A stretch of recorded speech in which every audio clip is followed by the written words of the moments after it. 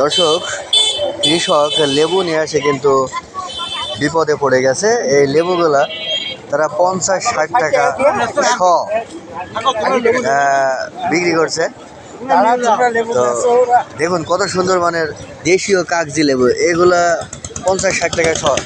কৃষক কিন্তু মহা বিপদে পড়ে গেছে এই লেবুগুলা বাজারে নিয়ে আসে, দাম হচ্ছে না, সব বসে আছে। দেখুন কাকা কতটুকু নিয়ে আসছেন লেবু?